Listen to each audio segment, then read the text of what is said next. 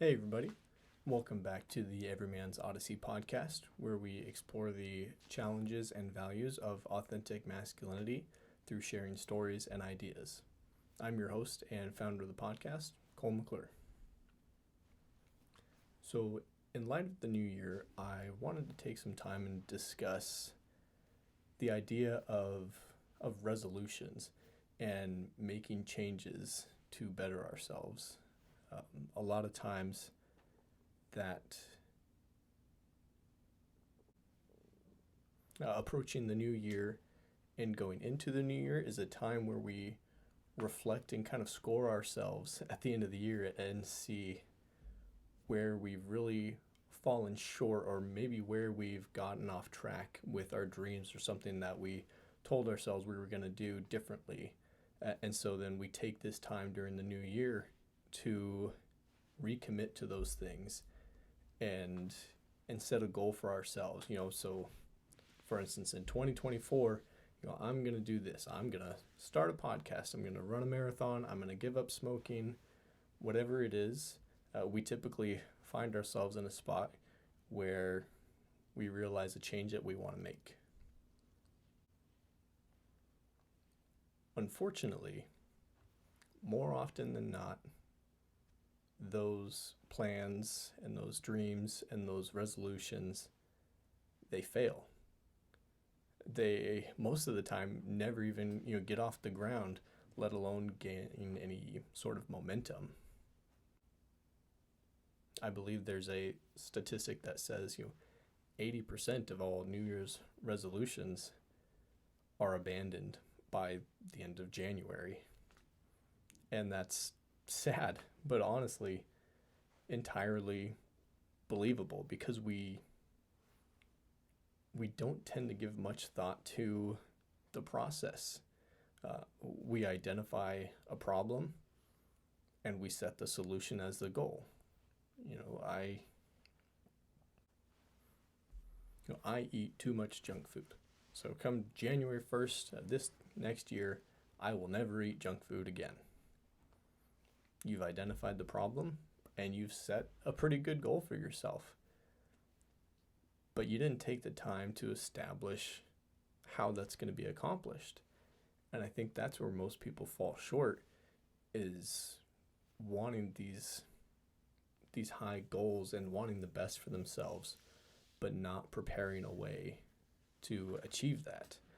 And the reason I'm wanting to talk about this is that I'm noticing that in my own life. In fact, I was recently listening to a podcast where he had mentioned, he said, I don't really believe in New Year's resolutions. If there's something I'm going to change, then I'm going to change it right now. I'm not going to wait for the new year. I'm going to make a plan and I'm going to get after it. And I think that's a great way to do it. And so I started to think to myself, like, yeah, maybe that's why I don't really resonate with New Year's resolutions. I've never been big on making these grand gestures to myself and stating that I'm going to make this revolutionary change in my life because it's a new year. And I thought maybe that's it. It's because when I identify a problem, I just get after it and I make the change. And I think the more honest answer for myself was that I was just afraid of failing. I was afraid of committing to making this huge change and then not following through and dealing with the guilt and the disappointment in myself. So I would just avoid New Year's resolutions altogether. And that's not a healthy choice either. There's a quote by a woman by the name of Rosa Luxemburg. Now, this quote is more applying to political and governmental strife and resistance, but it applies here. And the quote says, "Those who do not move do not notice their chains." And instead of applying that to governmental overreach or revolutionizing society, what resonated with me was how I was avoiding things that would highlight my limitations. Um, I don't want to make a New Year's resolution because then if I don't follow through or if I miss an objective, it points out these things in me that I'm not succeeding at. So if I just decide not to change, then I never notice my shortcomings. And that's how this quote really resonated with me, and how it applies to us making New Year's resolutions is, the first step is going to be recognizing those limitations and be willing to feel the strain of them on your life. Be willing to feel the hurt of when those chains that you put around yourself pull back on you. I'm a notoriously terrible runner. So I never set out to be good at running. I never set out to hit certain milestones. And that way I never feel the absolute misery of how terrible I am at running. And you can take that with a grain of salt. Maybe I should be a better runner. Maybe it doesn't matter. But the point is, when you avoid the things that you're not excelling at, not only do you never improve upon them, you allow yourself to get comfortable in not improving in those areas. And if you're comfortable with not improving and not feeling the strain in one area, that mentality can seep into other areas of your life. So the important part of these New Year's resolutions, whether you're starting on January 1 or if you're the type of person who doesn't identify with making these resolutions on the first day of the year, and you prefer to just identify problems as they come to you and address it right then, so be it. But when you're approaching this,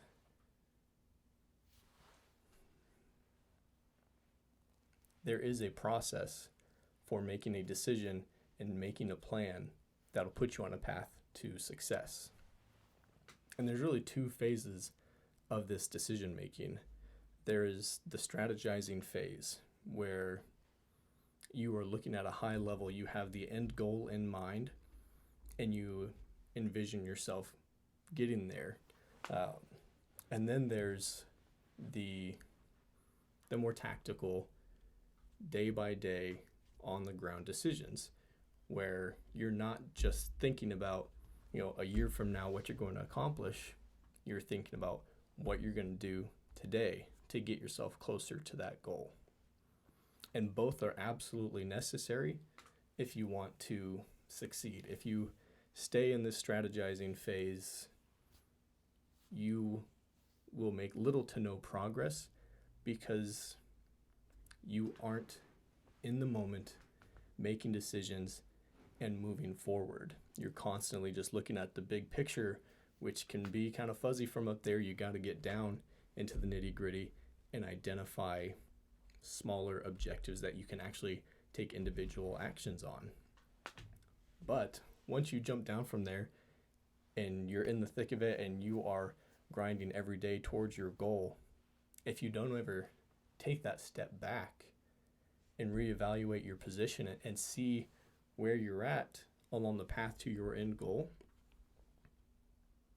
you can absolutely lose sight of what it is you were shooting for, and you just become stuck in the habit of the tactics and repeating decisions without actually having your end goal in mind.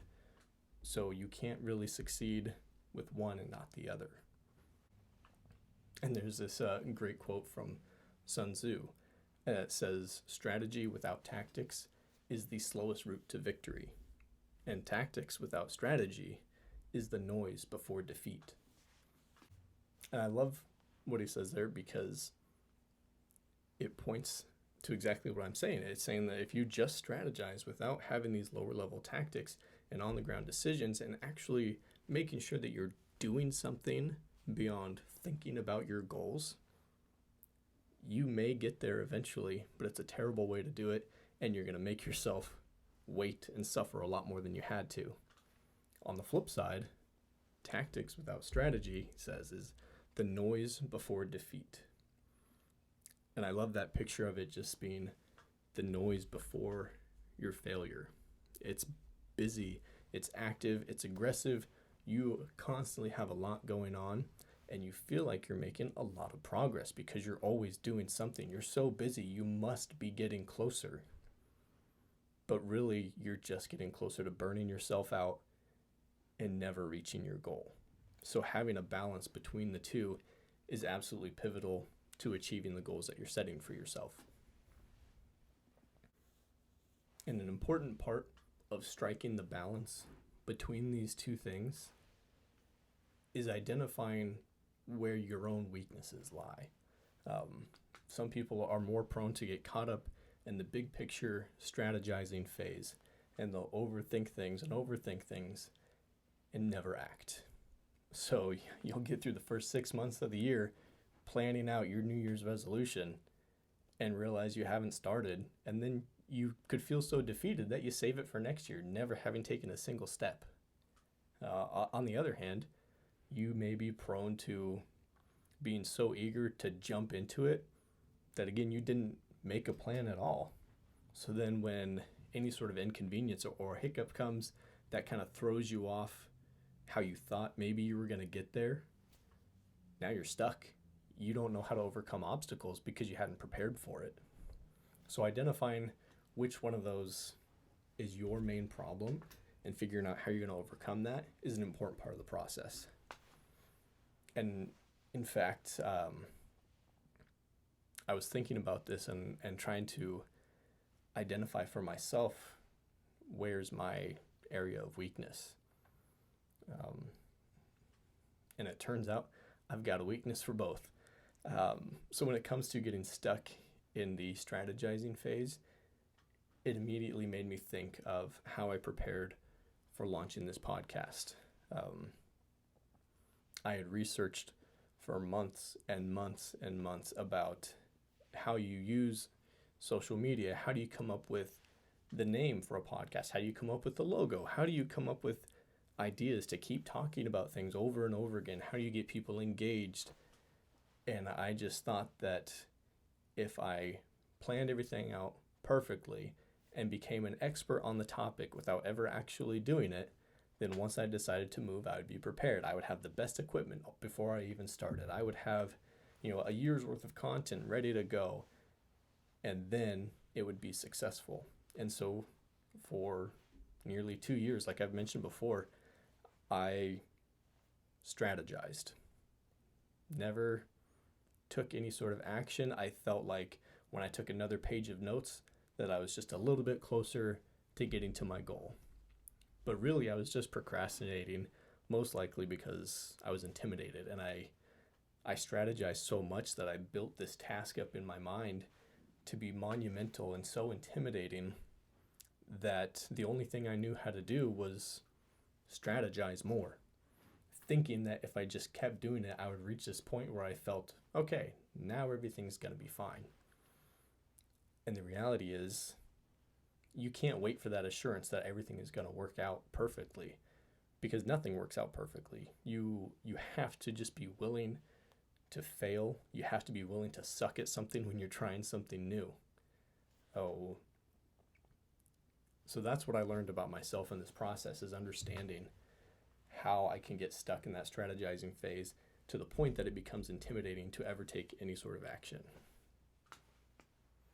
However, when I was first going through this and recording basically the first draft of this podcast, I said that I didn't particularly struggle with getting stuck in the tactical phase and the everyday decision making. That wasn't really something that was a problem for me. And then I reevaluated, and I forced myself to sit down and answer some questions about myself in writing.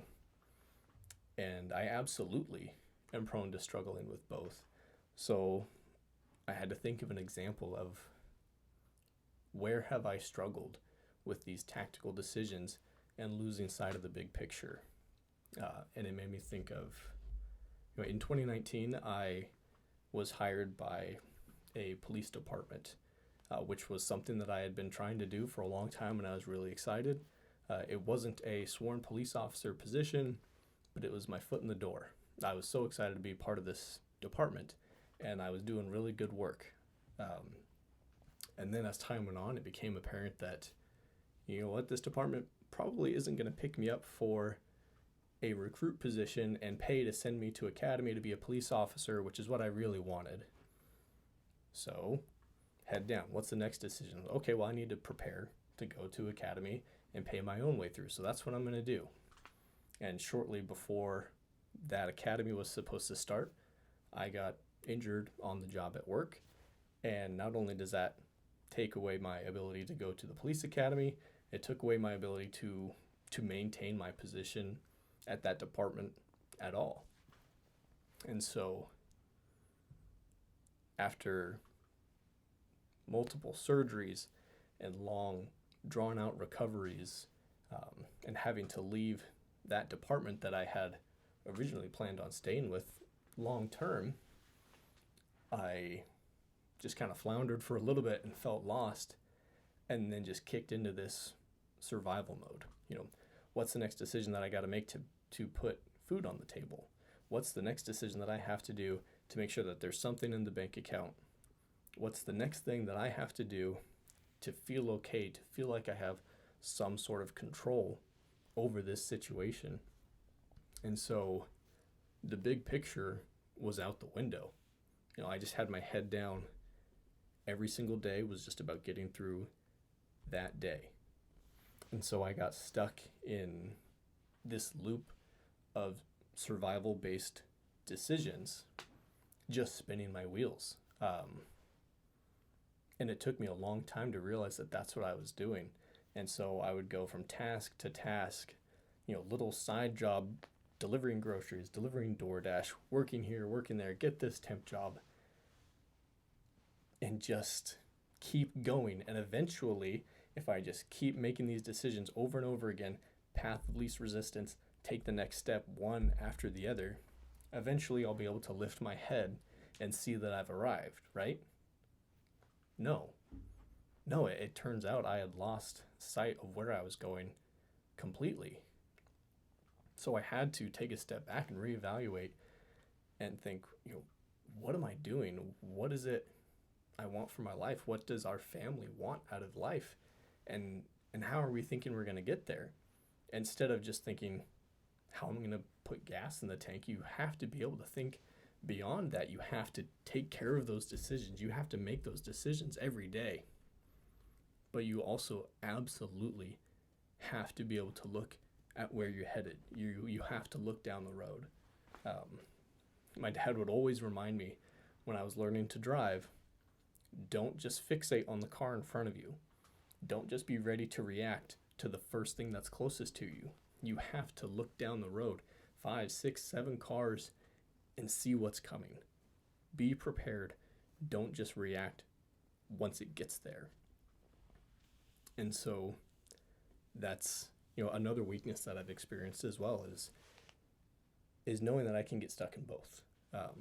So striking that balance is difficult for me, at least, but so vital when it comes to succeeding at the things that you want to accomplish for yourself, for your loved ones, and for the people around you.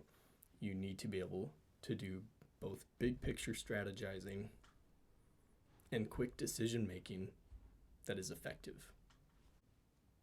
So once we're aware of what we're doing and what we're prone to and what our habits are, how do we take this idea of building a strategy and staying on target with these decisions in order to get to our goal? An important part of that is something that we've talked about a lot on this podcast, and that is incremental improvements. When you set a goal for yourself on January 1st or whatever it is, don't just tell yourself, 365 days from now, I'm going to be perfect at this, and it will be so. It doesn't work. You have to be able to tell yourself, a month from now, I'm going to be doing this for the first time. 3 months from now, I'm going to be even better. 6 months, I'm going to do this. So, if you want to run a marathon, you can't just say 365 days from now, I'm going to wake up and run a marathon. It's not going to happen. You need to be able to look at where you are, take an honest assessment of where you're at. Well, I haven't run unless I'm being chased, or I haven't run in years, or I'm recovering from this injury. How am I going to get to running a marathon? Now, I'm not speaking for myself. I have no intention of ever running a marathon. It sounds terrible, and it is not a goal I want to achieve. So if that's for you, more power to you. But as an example, you need to be able to gauge your progress somehow. You can't just sign up for the marathon, on December 30th and be ready to go. You need to tell yourself, by the end of January, I'm going to do my first, 1 mile run, and work your way up to that and see where you're at and how slow you're going. Or maybe you don't even care about the time, you just need to get there. And so that sets your benchmark. Now, by the end of February, how far can you run before you stop? In March, and you just keep setting these goals and pushing yourself a little bit further than you got the last time. But make sure that you have a metric to measure your progress. If you're improving little by little, you need to set a standard for yourself. By 6 months, I need to be running this far, this fast. And then if you haven't reached that metric, you need to start putting in more work to make sure that you're on track to meet your goals. And it's also super important when it comes to not being discouraged. You need to be able to see these little bits of improvement. You need to see these small victories. So another example, and probably one that I would relate a little better to, would be reducing how much caffeine I have.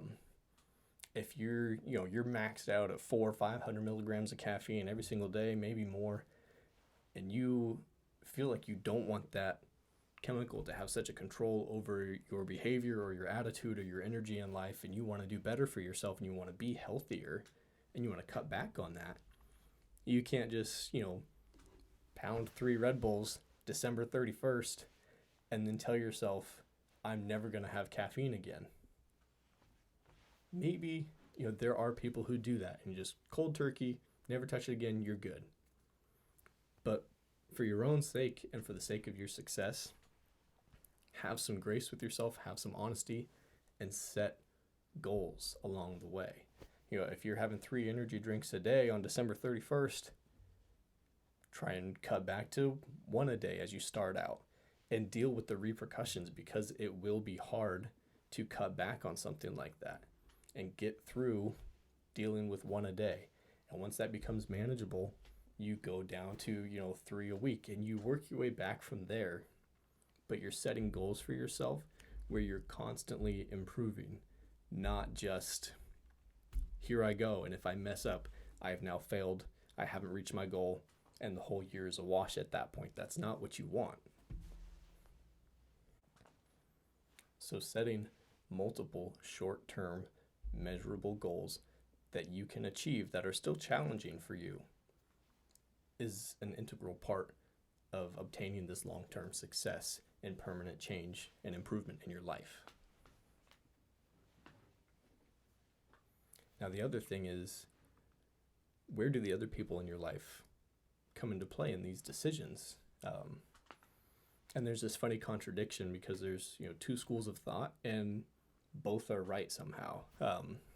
There's this saying that has come up a lot, reading Stoic philosophy, is, don't talk about it, be about it. You don't need to talk a big game and tell everybody what you're doing.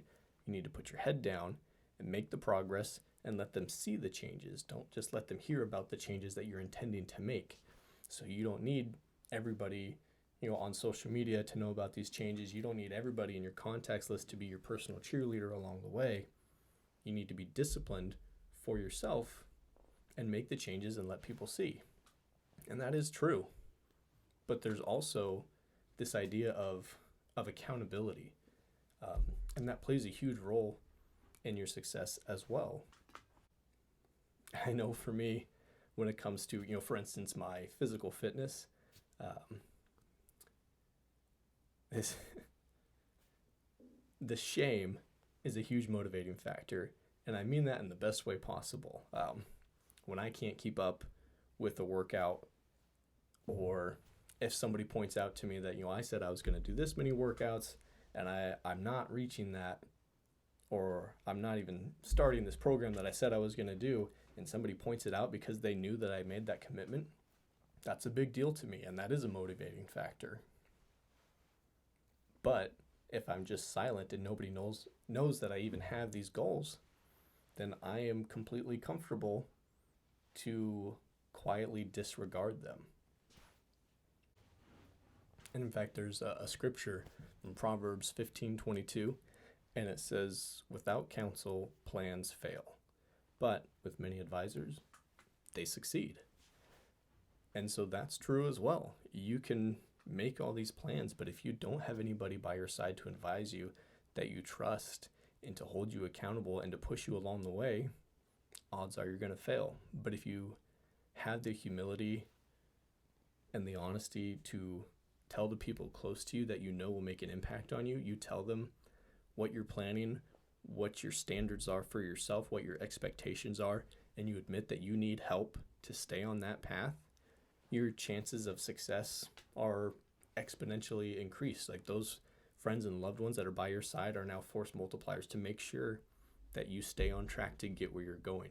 They're part of the big picture, and they're part of the everyday decisions to make sure that you're doing those things. So somehow both schools of thought are true, and not just true, but necessary. And the final topic that I want to cover that I think is super important to any goals that you set for yourself. And at first I didn't see how this would be applicable, but it just kept coming up in my own life and being reiterated to me in scripture and in podcasts and YouTube videos, and everything that I'm consuming is reiterating this idea and reinforcing the importance of reading and writing, and reading about the things that are important to you. If you're wanting to make a change, read about people who have made those changes. Read about historical events that are applicable to your situation. Read scripture that inspires you or convicts you along your journey. You need to be taking in some sort of information and content that strengthens your resolve and educates you in how you're going to move along your path. So you need to be utilizing the wisdom of successes and failures of people who have had the same struggles before you, and how it should be approached. And in writing, it's the best way that I've experienced that helps you really identify not just your progress and your victories, but also your weaknesses and your shortcomings. And it's just a constant reminder, and there is value in the physical act of writing these things down. And in fact, I'm recording this episode all over again because I took the time to get out a journal and write down some questions for myself and how it applies to what we're talking about here. And just the act of forcing myself to write out these answers and write out what's important to me, what the goal is, it just opens up your mind to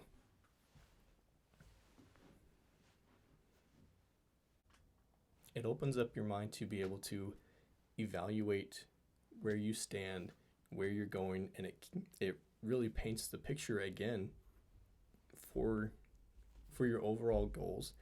And at least for me, as I'm writing, I'm recognizing where I'm improving and where I'm becoming stagnant. If I take the time to write down the habits that I'm developing and the habits that I haven't been good about, and ironically, writing and journaling is one of those things that I haven't been good about.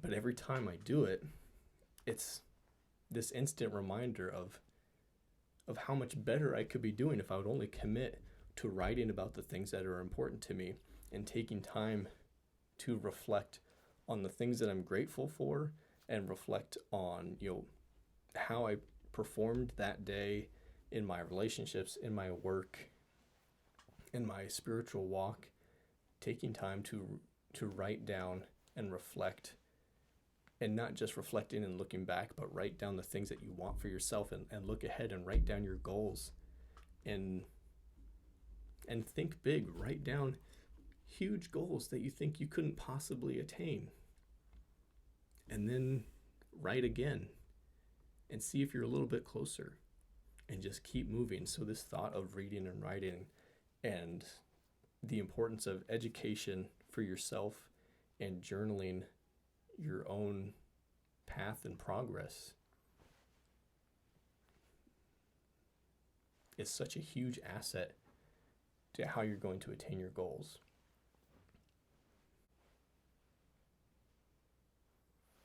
And so I hope at least some part of this really resonates with you. The more that I dug into this idea of decision making, and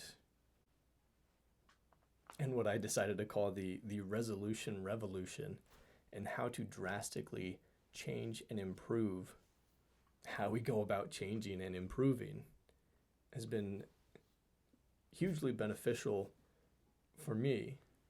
And so, like I said, I hope you get something out of this, and I hope it's impactful to you. And as we're moving into this new year, I want nothing but the best for you, and I want to expect that for myself too. So I think this is a great plan to go about that. In fact, there's this Stoic quote that's just coming to mind now, and I can't remember who the philosopher is, but he asks, how long are you going to wait before you demand the best from yourself? And that's something you need to ask for. That's something that you need to ask. And that's something that I had to ask myself when it came to recognizing why I'm not making these resolutions. What am I waiting for? Why am I not demanding the most and the best out of my own life? And so this lays out a plan for success at those improvements in your life. And so thanks for listening. I really appreciate everybody who tunes in. The podcast is slowly growing, and it's a joy to participate and to watch as it grows. And if you didn't see my earlier post, I'm again super excited about partnering with Heroes Media Group, who will be hosting this podcast moving forward. So go check them out as well. That's how you can be listening to the Everyman's Odyssey podcast.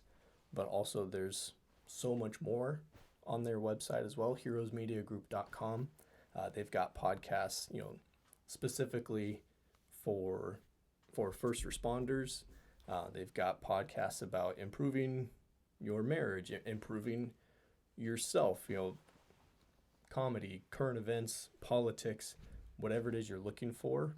Heroesmediagroup.com is a great place to start and find the content that really adds value to your life. And the mission statement that they have about bringing positivity to the world, and kind of changing the media landscape and focusing on the good in life, is something that really resonates with me. So I'm so happy to be partnered with them moving forward.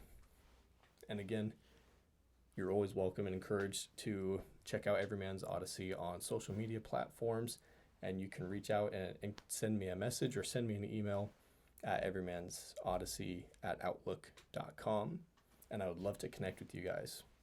So thanks for tuning in. Take care.